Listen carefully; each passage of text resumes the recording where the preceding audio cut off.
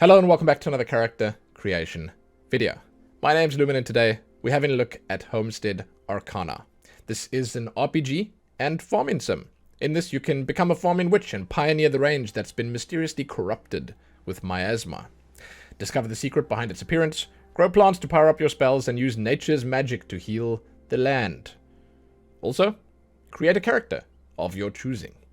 So, if it looks interesting to you, if you'd like to do a deep dive and discover all there is to discover, you can find some links below that'll help you out with that. You can also use the timestamps to jump between the different parts of this video. There aren't that many parts in this video. It's going to be pretty quick. So, with all of that said, let's jump in. First things first, you get to name your character. Anything you like. There you go. Perfect. Then, you get to change your body type. There's no male or female here, but you are sliding from feminine to masculine. You can see that when you're on this side, it's fully feminine. When you go over that way, the chest flattens out, the shoulders broaden a little bit. The face, I want to say, hardens a little bit, becomes a little more angular, I suppose you could say. But you will notice that there are subtle differences all over the body. And I'm going to use that word here, subtle. It's not a big change. You still sort of have the same look about you. You are playing a character here, and that's basically that. You just get to choose whether or not you look slightly more masculine or slightly more feminine. I actually like this idea because you can choose like anywhere. You know, you can go anywhere you like on this. Obviously, when you pass the halfway point, it's sort of just more male than female. When you go back that way, you know, it's the opposite. It's cool though. I think it's a nice way of doing it. You don't have to label it, I suppose. With that done, however, put it somewhere in the middle here. You do skin color. The skin color system here is a little strange. Actually, all the color systems that they use are a little strange. What they have here is they got the color slider, then they got the brightness.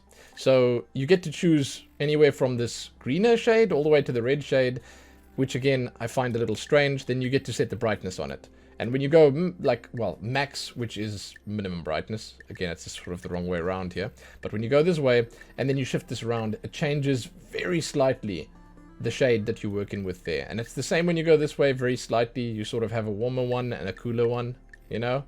That's the idea. Well, in this case, a greener one and a redder one. And then, you know, you're left to try and figure out between these two sliders where you want to be. If you go, like, straight in the middle, that's basically the regular skin color right there, okay? But you can mess around with it. You can make it a little bit brighter, pull it a little bit more towards the red side, pull a little bit more to the green side. You'll figure something out. You can sort of do some stuff with it, but it's not the most inspired way of choosing a skin color. The eye color, on the other hand, is very flexible. They've got basically the full spectrum of colors here. Then you get to set the saturation of the color and the brightness of the color. They give you all the tools you'd need to basically pick full RGB colors, anything you want. So this, on the flip side, is perfect. Like, this is the best way of doing it. And the eyes are bright. It's an impactful thing that you change in here. You know, you can really notice the difference. And again, if you change the brightness here, you can slide it all the way this way. You won't be able to see much. You can slide it all the way to the darker side. Once again, you won't be able to see much if you shift this, but you can find that happy middle ground, and you can find that color you're looking for, because there's a lot to choose from here. Pretty cool. I like the way they do this. So let's just go with something like that, and we'll jump on to the next menu, the hair. For hair choices, it's not just hair. There's some other stuff in here too, like there's a bandana here, but there are some decent choices. They've got some slightly more masculine ones, I suppose, slightly more feminine ones, and then some all right color choices. We're going to jump in and have a look. Bald, that's what you'll look like. Plain, that's the one we had to start. Bandana, and I will point out that the bandana changes as it would be your hair. So the bandana basically replaces your hair. So the colors and stuff, you change the bandana's color, you change in your hair color, it's all the same. All the same. And they do mention here multiple times that over here, these options you can't change, but when you go to the hair, you can change these. So, you know, this is stuff that doesn't matter all that much. You can pick whatever here. This can be customized. It makes a lot of sense. Like, these are the permanent settings. These are the ones that you can change. Braids. Interesting little braid. There's a side cut with a little tuft at the back. Long clipped. I don't quite know what this is all about, but there it is. Medium long. Kind of nice. Short. Slicked. As I was saying, some slightly more masculine maybe. Twin poofs. That's the two poofs at the back there. Curtain bangs. Looks nice. A fade. A mini afro. Locks. Shag. I kind of like this one the most, personally. Tied locks. And twin braids. And that's the end. So let's go to shag and look at the color options. The color options here, exactly the same as what we had to work with on the eyes, if you remember. And what it means is you have any color under the rainbow for your hair. You can do whatever you like. You can make it pink, purple, yellow, blue, green, whatever. That's actually a beautiful color. You are controlling the brightness over here. Brightness over here. Saturation over here. Oh god, I don't know which one is which. Yeah. It's the combination of the two. And then you pick in the color over here. And you are getting what you want. You can pick any color. So yeah, if you want like a lighter blue, you can just do this. Pull that up there. Pull this over here. Not much lighter, is it? We'll go over this way. You can sort of do that. I feel like there are some important choices to be made with the hair, because if you make it too bright and you sort of maximize it here, it will most likely look a little out of place. Okay, it's my personal opinion. If you like it like that, then obviously that's what you should do.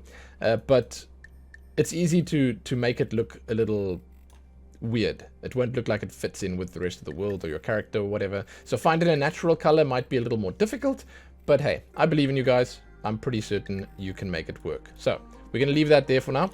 We will take one that doesn't cover the face too much, so we can look at, there we go, the eyebrow color. Eyebrow color works in exactly the same way, and it's just the eyebrows.